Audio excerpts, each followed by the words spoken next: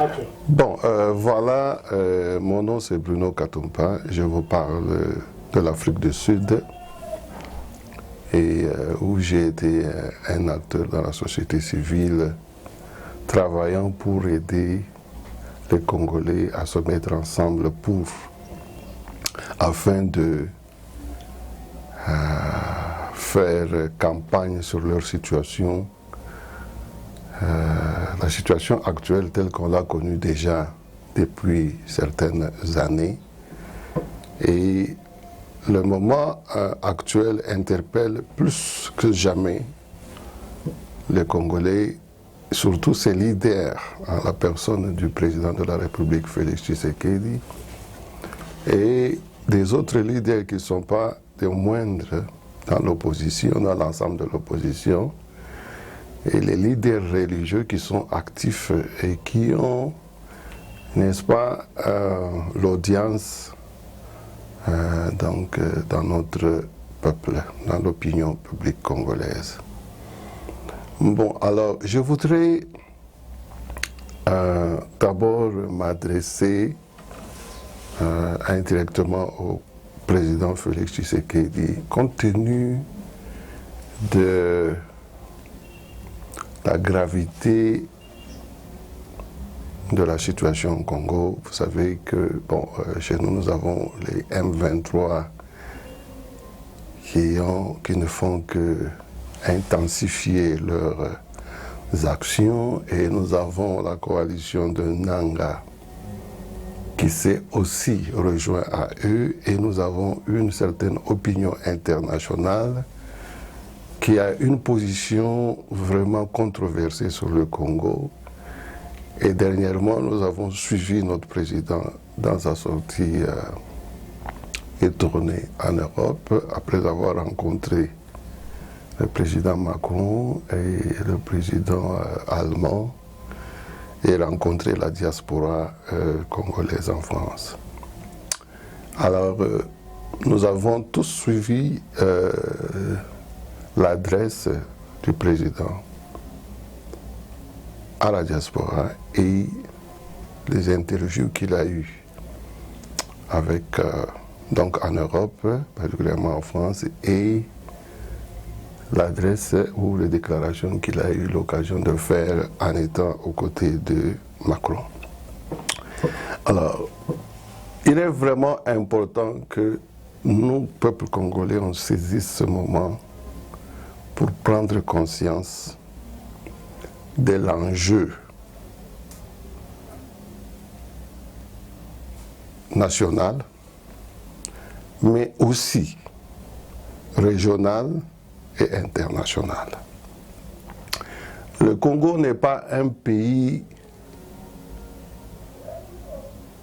comme n'importe lequel.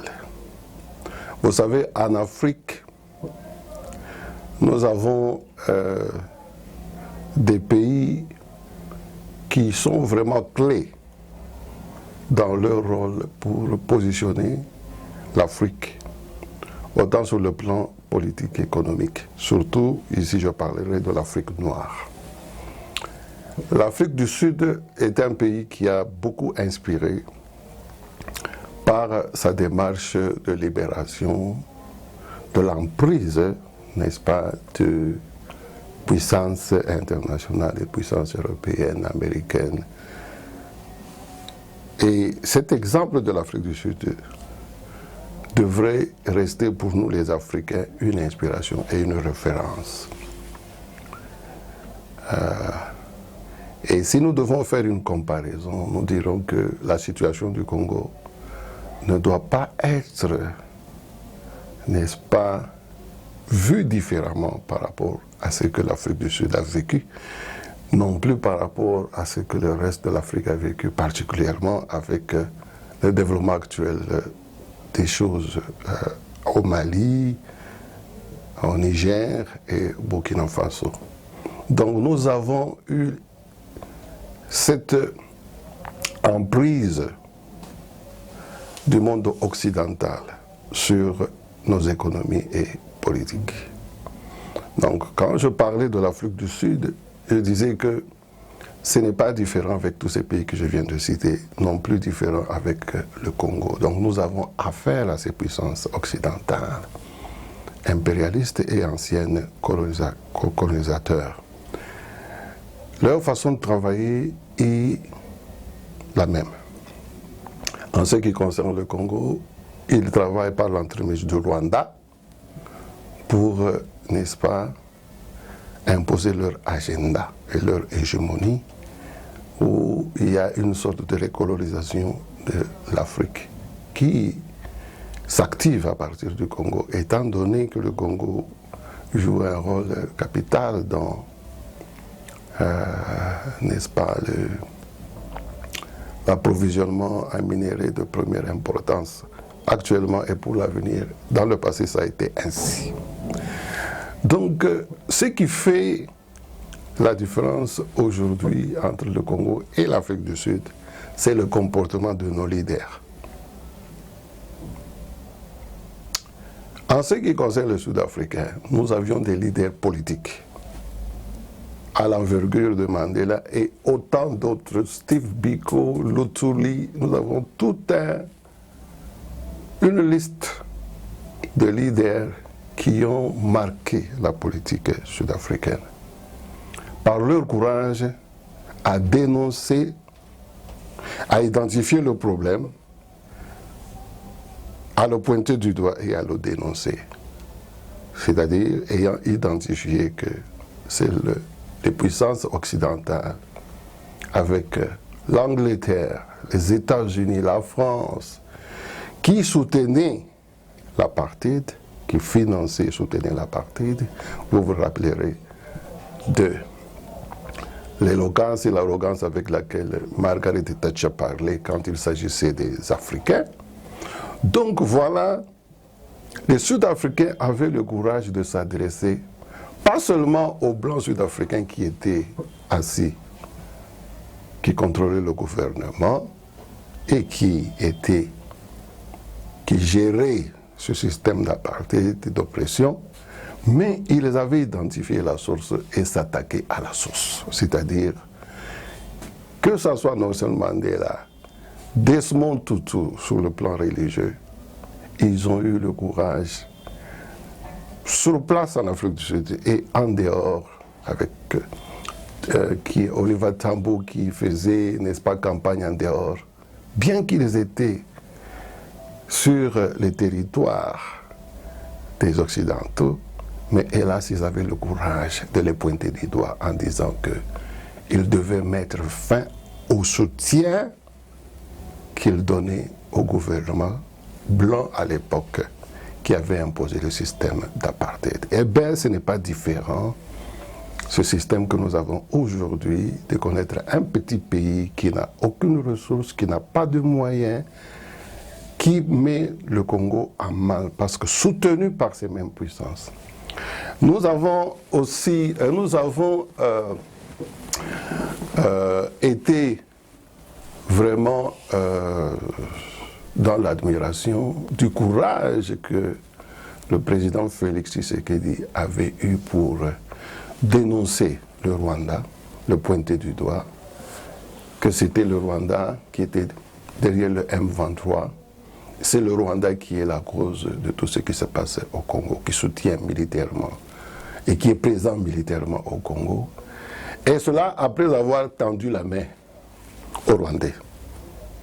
Et hélas, le président Félix Tshisekedi avait fait l'expérience de la mauvaise foi de Kagame et arrivé à la conclusion que c'était Kagame qui était impliqué activement à piller les minerais de chez nous et à financer la rébellion et à entretenir le chaos au Congo.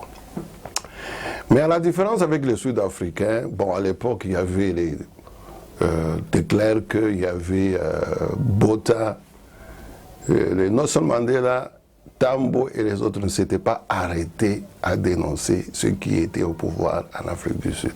Mais ils étaient allés loin dans leur voyage. Vous pouvez suivre les différents discours de Mandela quand il était même sorti de la prison avant les élections.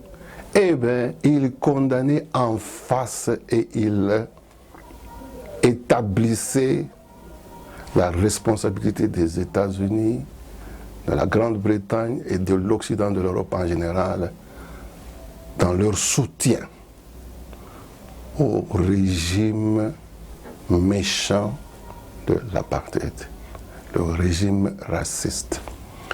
Et ce courage-là, nous pensons que on l'a connu chez nous avec des leaders comme Kimbangu, Lumumba, et on l'a connu aussi avec des leaders comme Etienne Tshisekedi, qui avait le courage de confronter Mobutu et de mettre fin au régime pratiquement, ou de paralyser Mobutu. Mais au-delà de tout ça, ce qui est vraiment distinctif entre les Sud-Africains, dans ce cas, et nous, et même ce qui arrive au Mali, Burkina Faso et Niger, c'est que ces gens-là ont eu le courage de dénoncer la France, de dénoncer les États-Unis. Aujourd'hui, jusqu'au point de chasser les militaires ou la base américaine, de la faire partir du Niger. Vous voyez le courage que ces petits pays, qui hélas n'ont pas un rôle si important comme celui du Congo, mais ils ont eu le courage de faire ce que le Congo, qui est soumis à l'humiliation et qui a connu une tragédie avec beaucoup de morts, eh bien ces pays-là ont eu le courage de dire ce que nous ne parvenons pas encore à dire. Bon, c'est regrettable, mais chacun son temps, et c'est une chose qu'il faut donc applaudir, que d'agir avec toute la diplomatie que nous avons donc constaté le président Félix exercer avec toute cette tenue. Mais il y a vraiment une interpellation. Donc c'est le rôle primordial et le devoir du président Félix à pouvoir aligner notre pays dans cette volonté-là qui vient du Créateur. Parce que l'Afrique, c'est un pays de promesses qui a un rôle capital à jouer dans le nouveau ordre mondial.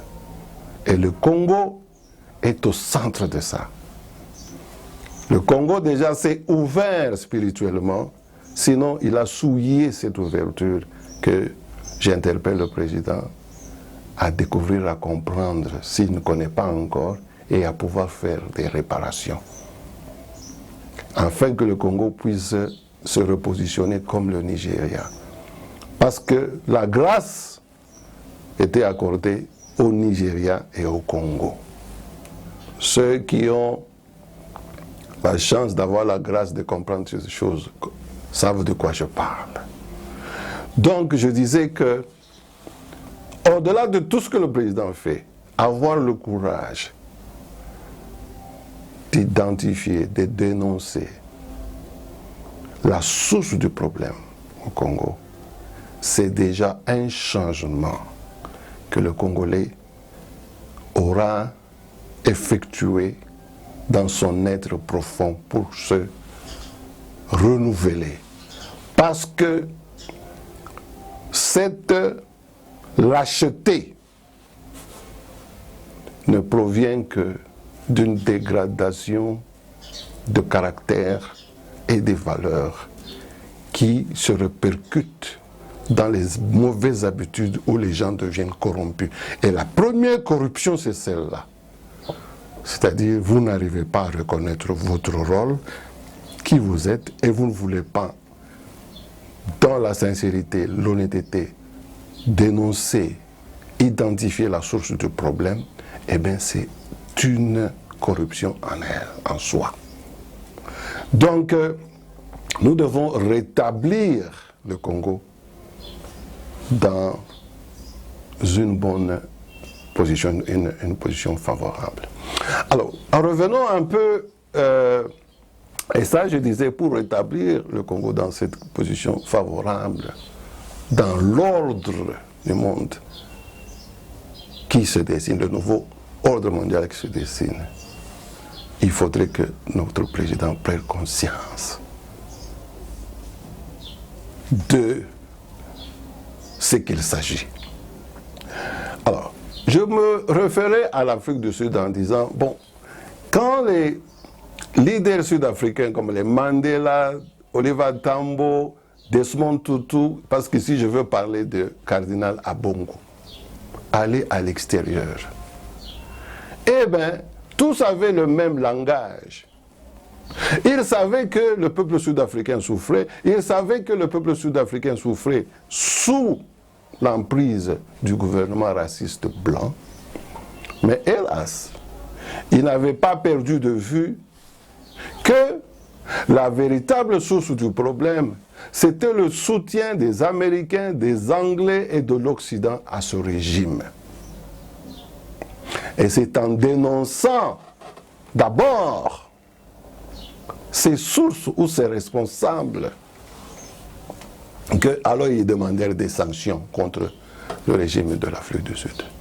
Mais ici, ce que nous faisons, à ne pas dénoncer la France, par exemple, qui est impliquée dans le soutien du Rwanda, à ne pas dénoncer l'Angleterre qui même envoie des réfugiés maintenant au Rwanda qui pleure, qui n'a pas d'espace.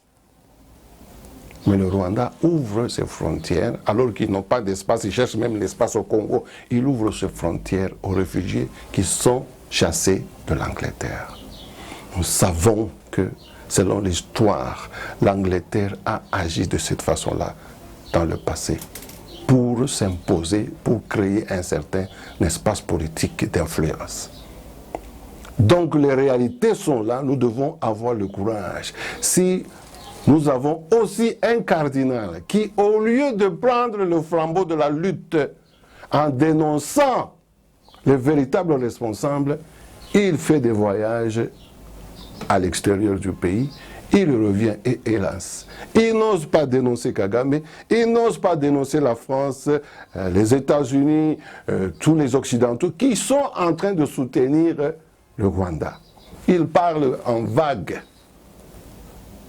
des compagnies qui sont en train de financer indirectement la guerre et compagnies qui contrôlent ou qui, sous l'emprise desquelles les politiciens se retrouvent. Mais, omettre de citer la source principale du problème, qui est le soutien de ces puissances comme la France, les États-Unis, le Canada, l'Angleterre, ça serait avoir échoué, avoir manqué à son devoir en tant que leader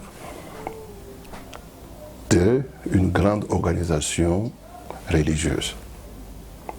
Et en deuxième position, vous avez, si nous comparons le Congo aussi toujours par rapport à l'Afrique du Sud, c'est la capacité de fédérer les forces présentes, les forces politiques.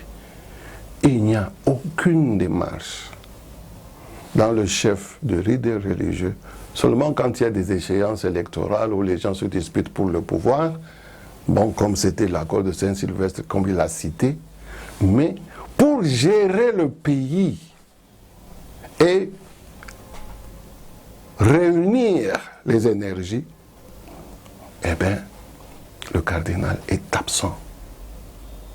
En ce moment, ça devait être son rôle principal, d'encourager le président, de le conseiller à s'associer aux autres leaders, avec les autres leaders, pour travailler ensemble afin de relever le grand défi auquel nous faisons face.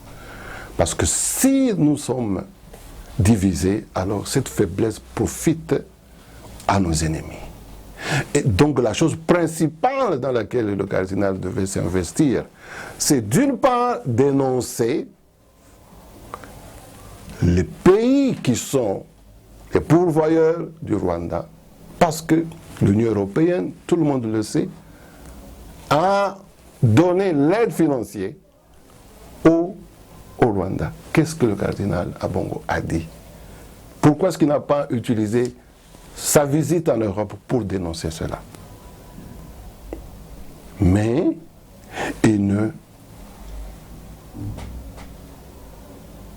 ne passe que son temps à revenir au pays et à s'attaquer personnellement au président, qu'il devait, n'est-ce pas, encadrer et aider dans son rôle. Voilà vraiment, et cette division, cette absence de direction et de vision cohérente pour amener le Congo dans son rôle de puissance émergente en Afrique à côté du Nigeria qui ont eu la grâce de s'ouvrir à l'aide qui vient d'en haut pour pouvoir, n'est-ce pas, jouer leur rôle. Eh bien, c'est le contraire qui est en train de se passer au Congo, avec des leaders qui font le contraire. Alors, un aspect encore, il faut que nous, les Congolais, on soit découragés à se faire la guerre les uns contre les autres. Vous savez, quand il y avait cette transition en Afrique du Sud, Nelson Mandela a eu le courage d'aller tendre la main, même aux personnes qu'il avait mis en prison.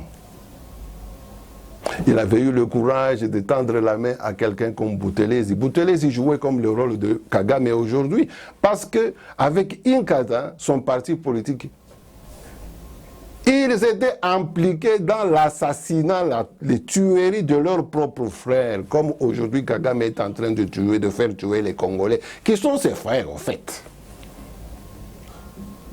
Vous voyez? Donc, si nous voulons parler dans le cadre national, donc mettre les fautes des autres devant, comme on crie, on le fait contre Kamere, cela va mal servir notre pays. Parce que personne ne peut dire que Kabila est mieux que Kamere. Kabila ou Katumbi est mieux que Kamere. Ou les Muzito et tous ces gens qui ont travaillé sous Kabila, qui sont responsables aussi des grands pillages qui ont eu lieu au Congo. Et s'atteler sur une personne et qui d'ailleurs a joué un rôle important dans la pacification et même la victoire du président qui est au pouvoir, ce sont des erreurs qu'il ne faut pas soutenir. Il n'y a personne qui a les mêmes propres au Congo, surtout dans l'opposition. Personne. Et même parmi les gens qui sont au pouvoir aujourd'hui, beaucoup n'ont pas les mains propres. Donc, se préoccuper seulement sur Kamere, qui est une personnalité qui a joué un rôle important dans cette transition qui est pacifique, qu'on est en train même de louer partout en Afrique, qui a eu la première transition démocratique, ce serait une erreur politique qu'il faut corriger, dont il faut prendre conscience si on tient compte du rôle que notre pays doit jouer et de son destin, de la force que notre pays doit, n'est-ce pas, démontrer pour se défendre. Cela ne demande pas qu'il y ait de telles faiblesses, des divisions et des distractions. Je disais qu'à l'époque, nous avons vu Nelson Mandela tendre la main et à des clercs, des gens qui étaient des criminels, parce qu'ils étaient les dirigeants de l'apartheid, et Boutelesi qui était de l'Inkatha. Donc, peuple congolais, nous sommes à un tournant capital, où il faudrait vraiment que notre politique soit inspirée pour la grandeur, en s'inspirant de leadership des grandes personnes, inspirées des grands leaderships qui ont marqué le monde, tels que celui de Gandhi, de Martin Luther King aux États-Unis, de Nelson Mandela et même de Kimbangu chez nous au pays, de Lumumba et j'en passe, Et pas les moindres, ce qui arrive avec les jeunes leaders au Mali, Burkina Faso et Niger. Peuple congolais, et plus particulièrement le président Félix, nous n'avons pas droit à l'erreur. Nous devons rebâtir ce pays et le rétablir dans une vision où il se réconcilie avec son rôle tel que sa destinée d'un pays riche au cœur de l'Afrique lui a octroyé. Cela ne peut pas se faire sans l'aide d'en haut, sans percevoir comment le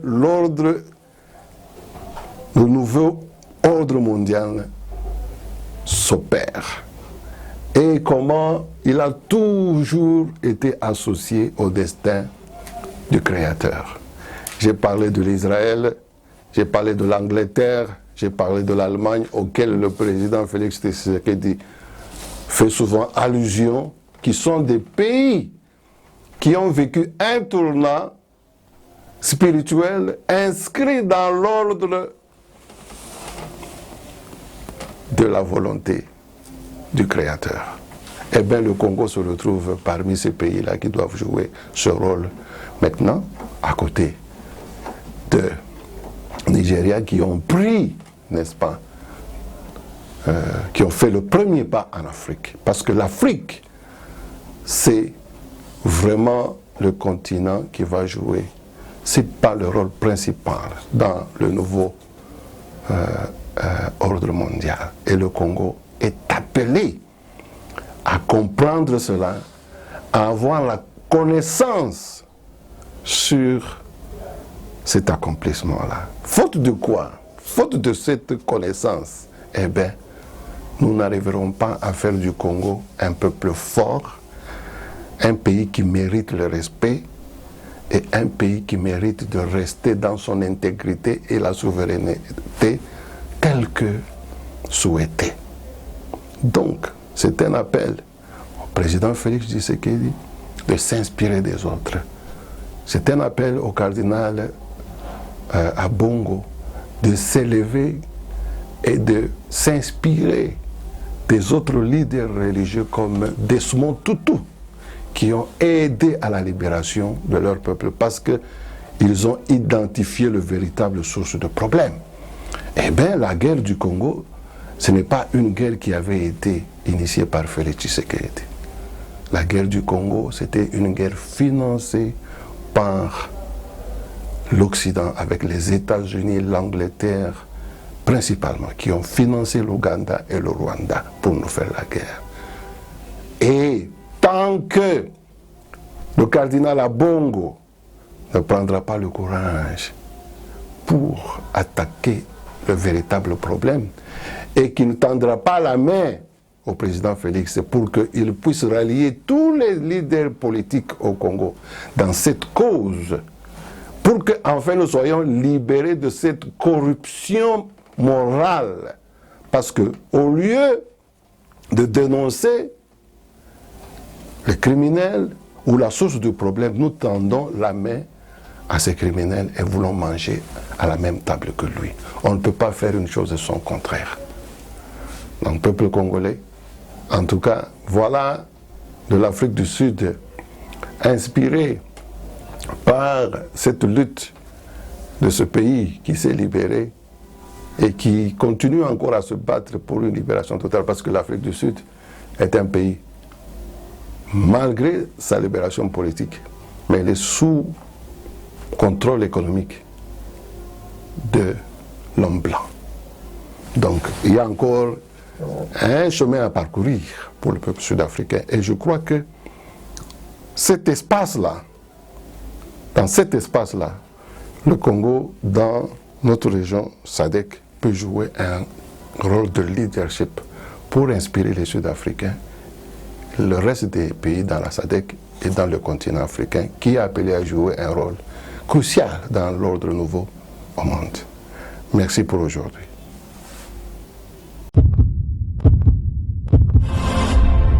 Dans une édition spéciale, Eshima Magazine revient sur la conférence débat organisée du 26 au 27 octobre 2023 par l'Inspection Générale des Finances, IGF en sigle, en collaboration avec l'Université Libre de Bruxelles, ULB en sigle, en Belgique.